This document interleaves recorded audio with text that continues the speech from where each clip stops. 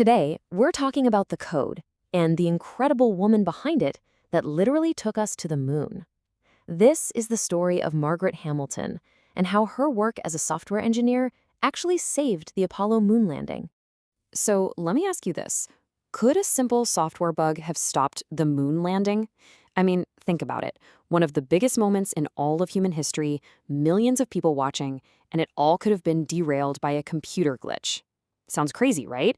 Well, the thing is, it almost happened. Okay, so let's set the scene. It's July 20th, 1969. You're in the lunar module, the Eagle. Neil Armstrong and Buzz Aldrin are in the final moments of their descent. Down on Earth, the entire world is watching, holding its breath. They are just 3 minutes away, 180 seconds from walking on the moon. And then alarms start blaring, out of nowhere. The onboard computer, the single most important thing on that lander, is flashing a 1202 error. It's basically screaming that it's overloaded. The folks in mission control call it an executive overflow, which is just a fancy way of saying the computer can't handle everything it's being asked to do. And now they've got seconds, literally seconds, to decide. Do they abort the entire mission, or do they trust the code? So why didn't they hit the abort button? Well, to get that answer, we've got to go back. Way back. We need to talk about the person who saw this exact kind of problem coming from a mile away. And here she is. This is Margaret Hamilton. And that giant stack of paper she's standing next to, that's not just some random printout. That is the code, all of it. The software for the Apollo guidance computer, printed out page by page. Her and her team at MIT developed it. Just look at it. It's taller than she is. And every single line in that stack had to be absolutely perfect. You see, Hamilton wasn't just another programmer on the team. Oh no, she was the leader. She was the director of software engineering. And get this, she was actually the very first programmer they hired for the entire Apollo project. She was the one in charge of all the software that flew on board for both the command module and the lunar lander. And she was brilliant at this stuff right from the start.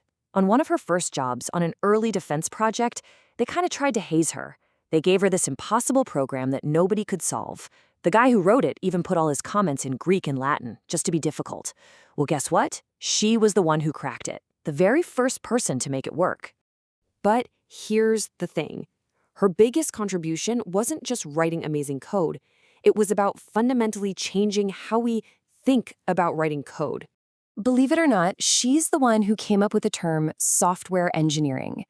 You have to understand, back then, people saw programming as, well, more of an art form, a craft. But Hamilton, she insisted that it had to be treated like a true engineering discipline, with the same rigor and seriousness as building a skyscraper or bridge.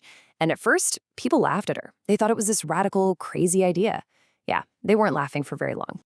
I mean, this was a total game changer. The old way, you kind of learned on the job, and software reliability was something you hoped for, not planned for. But Hamilton's approach, for her building ultra-reliable systems, wasn't just a nice-to-have feature. It was the whole shebang. It was the foundation of everything. So her whole philosophy can be boiled down to this. Don't just hope things go right, expect them to go wrong, and plan for it. She and her team designed the Apollo software to be amazing at one specific thing, spotting an error and recovering from it all by itself, automatically. Think about that. That idea is now the backbone of pretty much all critical software today, from the systems that fly our planes to the machines that keep people alive in hospitals. And that whole philosophy, it was about to face the biggest test imaginable. So let's go back to the Eagle, just minutes away from landing on the moon. So what was actually causing all those alarms? It was something surprisingly simple. A radar switch was in the wrong position. Because of that one little mistake, the computer was getting flooded with a ton of useless data right when it was trying to do all the supercritical math for the landing. Basically, it was being asked to do way too many things at once. And this is where Hamilton's genius really shines. The software didn't just give up and crash. No way. It recognized it was overloaded. Then it looked at all its tasks and figured out what was most important, the landing stuff. And then it just dropped everything else. It tossed out all the low-priority tasks. So those alarms, they weren't the computer screaming for help. They were the computer saying, hey, just so you know, I'm a little busy right now, but don't worry, I got this. And Margaret Hamilton said it best herself. She said that if the computer hadn't been able to do that, to recover on its own, she doubts Apollo 11 would have ever landed on the moon. The bottom line is, her software didn't just work, it saved the entire mission.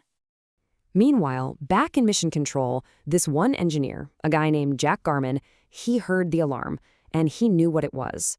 Because of the super detailed documentation and training Hamilton's team had created, he understood that the computer wasn't failing, it was doing exactly what it was designed to do.